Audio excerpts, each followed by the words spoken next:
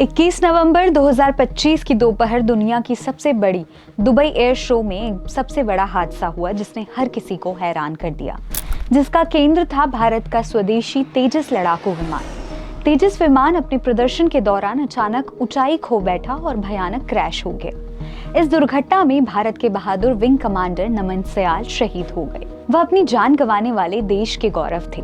इस दुर्घटना का समय स्थानीय यूएई समय अनुसार लगभग दोपहर 3:15 था, जब तेजस विमान ने तीसरी बार हाई एनर्जी एक्रोबैटिक मैन्यूवर के दौरान अचानक नियंत्रण खो दिया। तेजस ने एक तेज नुकीला लो ऑल्टीट्यूड हाई जी टर्न लिया, जिसके बाद अचानक ऊंचाई गिरी और विमान जमीन की ओर गिरा। वीडियो फुटेज में स्पष्ट था, विमान ने नोज नीचे झुकाया और किसी करेक्टिव एक्शन के बिना नीचे आ गिरा। इससे विशेषज्ञों ने अनुमान लगाया है कि पायलट को जी फोर्स इंड्यूस्ड ब्लैकआउट यानी जी लॉक हुआ होगा, जिससे पायलट कुछ सेकंड्स के लिए बेहोश हो गया। जी लॉक वो स्थिति है जिसमें अत्यधिक गुरुत्वाकर्षण बल के कारण रक्त दबाव गिरकर दिमाग तक ऑक्सीजन नहीं पहुंचा पाता और आंखों के सामने अंधेरा छा जाता है। यानी अगर आम भाषा में कहें तो ब्लैकआउट हो जाता है। इसके 3 मुख्य थ्योरीज इस घटना के पीछे मानी गई हैं। पहली, जी फोर्स ब्लैकआउट, सबसे प्रमुख और समर्थित दृष्टिकोण। दूसरी, कंट्रोल सिस्टम फेलियर, इसकी थोड़ी बहुत संभावना है। तीसरा, इंजन फेलियर, इसकी तो बहुत ही कम संभावना है, लेकिन इन 3 संभावनाओं के हिसाब से विशेषज्ञ कहते हैं कि तेजस को ये हुआ होगा। तेजस विमान एक आधुनिक fly by wire control system के साथ आता है, जिसमें पायलट के जॉयस्टिक से इलेक्ट्रॉनिक संकेत भेजे जाते हैं। अगर इलेक्ट्रॉनिक्स में खराबी होती तो विमान में कुछ असामान्य हरकत होनी चाहिए थी, मगर वीडियो में ऐसा कुछ नहीं दिखा। इंजन भी खराब नहीं हुआ क्योंकि विमान अपनी गति बनाए हुए था। विंग कमांडर नमन सयाल के लिए इजेक्शन करना संभव ही नहीं था क्योंकि विमान बहुत निचली ऊंचाई पर था, जहां पैराशूट खुलने का समय नहीं था और पायलट जी लॉक की वजह से खुद इजेक्शन बटन दबा नहीं सके। तेजस के लिए मिनिमम सेफ इजेक्शन हाइट लगभग 100 से 150 मीटर है, जबकि ये दुर्घटना उससे निचली ऊंचाई पर हुई। इस दुर्घटना को समझने के लिए हमको सबसे पहले तेजस की खास तकनीकी विशेषताएं समझनी पड़ेंगी। पहली, फ्लाई बाय एयर सिस्टम, जो जॉयस्टिक से कंप्यूटर को सिग्नल्स भेजता है। लाइट वेट कंपोजिट मटेरियल से बनी संरचना, powerful GE F404 IN20 engine, लागू 9G तक के मैन्यूवर क्षमता।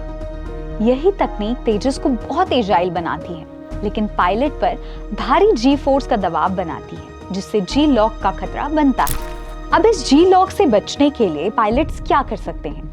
जी सूट और एंटी जी स्ट्रेनिंग मैन्यूवर AGSM जैसे उपाय पायलट को इस खतरे से बचाने की कोशिश करते हैं, लेकिन अत्यधिक जी फोर्स में इनके कामयाब होने की गारंटी नहीं होती। दुर्घटना के बाद भारतीय वायुसेना और हेल ने मार्क 1A और मार्क 2 संस्करणों में सुरक्षा बढ़ाने के लिए कदम उठाने की योजनाएं बनाई हैं। पहली, ऑटो जी लॉक रिकवरी सिस्टम, जो पायलट के बेहोश होने पर विमान को स्वचालित सेफ मोड में लाएगा। एडवांस जी सूट्स, जो ज्यादा रक्त प्रवाह नियंत्रण कर सकेंगे। एनहांस्ड साइकोलॉजिकल सेंसर्स, जो पायलट की स्थिति की निगरानी करेंगे। इसी के साथ दुबई एयर शो जैसे आयोजनों में लो ऑल्टीट्यूड हाई जी मैन्यूवर्स को प्रतिबंधित करने का प्रस्ताव भी है, ताकि भविष्य में इस तरह की घटनाओं को रोका जा सके। अंतर्राष्ट्रीय प्रतिक्रिया और सम्मान। दुबई एयर शो के दुर्घटना के बाद UAE सरकार ने भी सभी संभव सहायता दी और भारतीय टीम के साथ खड़ी रही।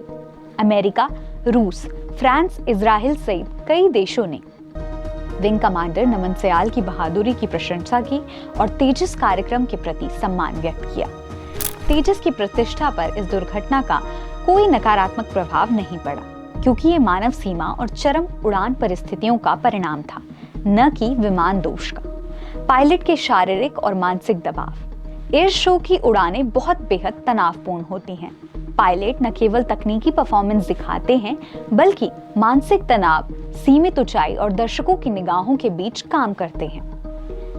जी फोर्स के कारण पायलट का vision blur, tunnel vision, blackout और अंत में लॉस ऑफ कॉन्शियसनेस तक पहुंच सकता है। AGSM ट्रेनिंग और जी सूट इसका सामना करने में मदद करते हैं, पर तीव्र परिस्थितियों में सफल होना मुश्किल होता है। इस दुर्घटना से संबंधित अंतर्राष्ट्रीय उदाहरणों ने यूएस के Thunderbirds F-16 crash, Blue Angels crash और रशियन Su-27 क्रैश जैसी घटनाएं हैं, जिसमें जी-लॉक एक मुख्य कारण था। विंग कमांडर नमन सयाल 15 वर्षों से ज्यादा का अनुभव, 2000 से ज्यादा उड़ान घंटे, तेजस पर विशेष प्रशिक्षण, भारत के इलाइट डिस्प्ले टीम के सदस्य, अत्यंत डिसिप्लिन और स्किल्ड पायलट थे। उनकी शहादत भारतीय वायुसेना के लिए अपूरणीय है और उनके साहस को हमेशा याद रखा जाएगा। सभी आकार और स्तर की जांच के बाद फ्लाइट डेटा रिकॉर्डर FDR और कॉकपिट वॉइस रिकॉर्डर CVR से दुर्घटना के विशिष्ट कारण सामने आएंगे। इन रिकॉर्ड्स में विमान की गति, जी-फोर्स मान, पायलट के नियंत्रण आदेश, संवाद और इंजन की स्थिति शामिल होती है। इस घटना ने यह भी उजागर किया है कि तेजस विमान की डिजाइन क्षमता मजबूत है और ये भारतीय रक्षा क्षेत्र की उन्नति का प्रतीक है। भविष्य में संस्करणों में सुरक्षा और पायलट की सुरक्षा तकनीकों को बेहतर करके इस तरह की त्रासदियों को कम करना संभव होगा।